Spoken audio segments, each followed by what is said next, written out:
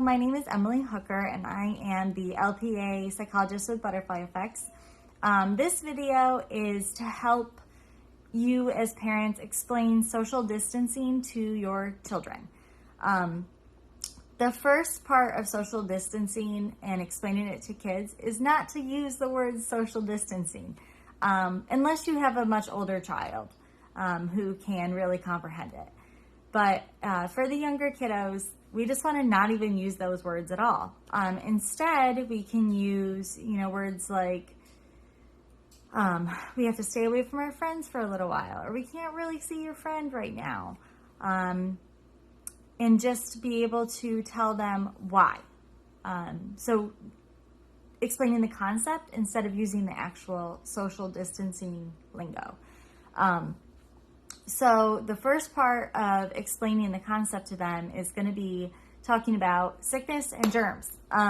So kids understand those words, being sick and having germs or even cooties. They get that.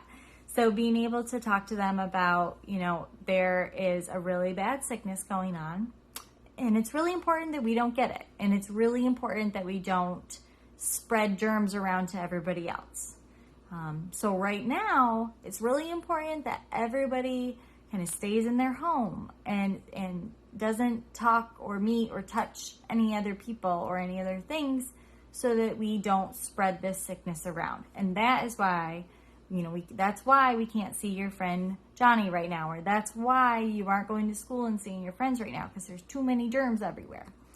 So talking to them about good hand washing procedures, how to wash your hands properly, how to cough properly into your elbow like this instead of into your hands, but you touch things. And I would, even, you can be really creative with kids with this and even cut out, like out of construction paper, little germs, or even show them, videos on YouTube of, like clip art or cartoon germs, and say, every time you sneeze, hundreds of these little germs go whoosh, and show them, be animated with it and be able to explain to them that, because there are all of these germs and because it's so easy for them to get from one place to another or onto different things, that we have to stay apart from everybody else right now.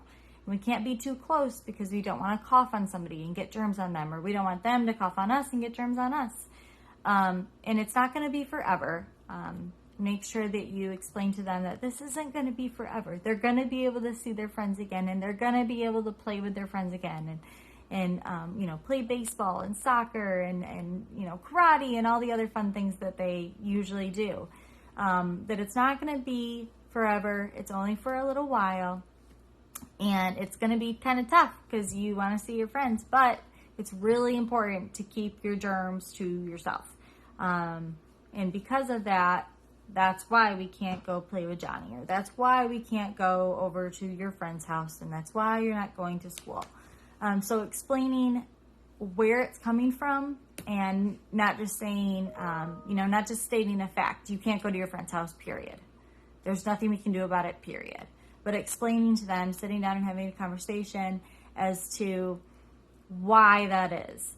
Because they're really confused right now, and they have no idea what's going on. This is unprecedented for all of us, especially for the kiddos that don't really understand what's going on around the entire world. And they don't need to. They just need a little slice of what's going on in order for them to understand why you are implementing these new rules and why they're not going to school. Why their teachers are sending them videos instead, or why, you're handing them 100 worksheets during the day. And they will slowly, it'll become a new normal for a little while, and it'll be tough. They'll have breakdowns, they'll have better days than others where they really want to see their friend that day, and they start crying because they miss their friend, and that's okay. There's always, you can turn to, well, we could do a video chat, we can do FaceTime or Messenger, or any of those kind of video chats where they can see their friends, or they can even play a game together.